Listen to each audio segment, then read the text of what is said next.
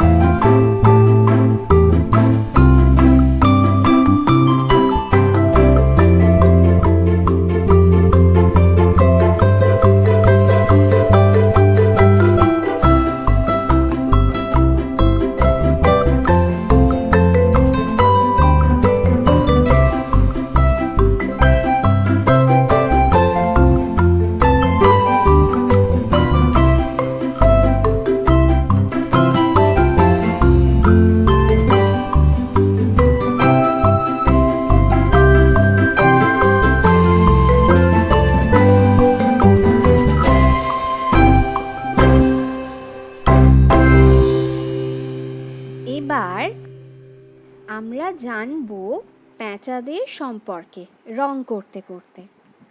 আমরা তো জানি যে পেঁচা দু রকমের হয়, সাধারণ পেঁচা আর লক্ষ্মী পেঁচা। কিন্তু এছাড়াও বাইরে আরও বিভিন্ন ধরনের পেঁচা কিন্তু লক্ষ্য করা যায়।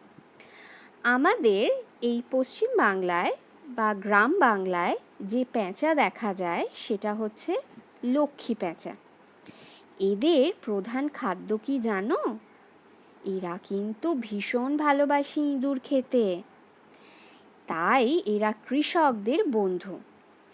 মাঠে যখন ফসল ফলে তখন প্রচুর ইঁদুর হয়, সেই ফসলগুলো খেতে আসে, আর তখন এই পেঁচারা তাদেরকে ধরে খেয়ে নেয়। এছাড়া পেঁচা তো সাপ খায়, কীটপতঙ্গদের খায়, ইঁদুর খায়। একজোড়া পেঁচা বলা হয় যে বছরে প্রায় ৩,০০০-এর কাছাকাছি ইঁদুর খায়। একজোড়া পেঁচা মানে দুটো পেঁচা। তো এই পেঁচাদের মধ্যে এক ধরনের পেঁচা আছে যে সে ১,০০০টা ইঁদুর খেয়ে নেয় এক বছরে। তার নাম হচ্ছে কি? বার্ন আউল। সে কিন্তু বছরে ১,০০০টা ইঁদুর খায়। এছাড়া আমরা কি জানি যে পেঁচা রাতের বেলা বেরোয়, তাই এরা নিশাচর প্রাণী, কারণ রাতের বেলা তারা দেখতে পায় এবং রাতের বেলা তারা শিকার করে। কিন্তু অনেক পেঁচা আছে যারা দিনের বেলায়ও দেখতে পায়, যেমন গ্রেট গ্রে, নর্দার্ন হক। এরা কিন্তু দিনের বেলা দেখতে পায়, তাই এরা দিনের বেলা বেরোয় এবং শিকার করে। আর পেঁচারা বাসা তৈরি করতে পারে না, তাদের নিজেদের বাড়ি তৈরি করতে পারে না, বাসা তৈরি করতে পারে না। তাই এরা বেশিরভাগ সময় গাছের কোটরে বাস করে, কখনো কখনো কোনো পুরনো বাড়ির ঘুলঘুলিতে বসবাস করে, কারণ ওরা নিজেরা বাসা তৈরি করতে পারে না।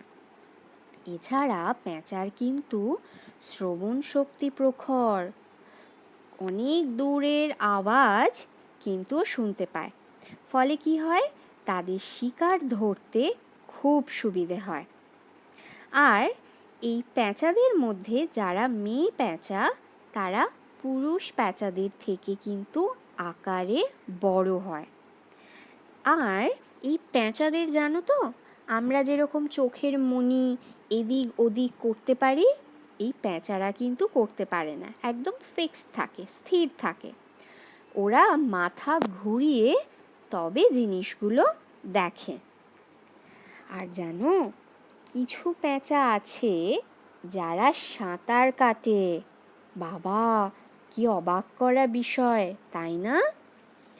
যেমন গ্রেট হর্ন আউল নামে একটা বিশাল বড় আকারের পেঁচা আছে।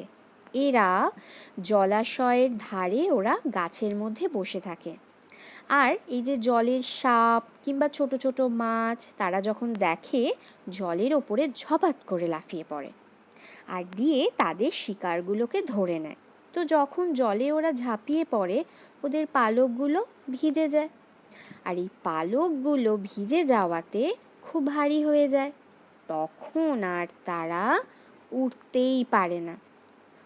ফলে এরা তখন সাঁতার কেটে পাড়ে চলে আসে। তা তোমরা শুনলে আজকে পেঁচার কথা, পেঁচার সম্বন্ধে তোমরা জানলে। এখন তোমরা পেঁচা রং করাটাও দেখেছ। তাহলে এসো আজকে আমরা সবাই মিলে পেঁচা আঁকি এবং পেঁচার সম্পর্কে জেনে নিই।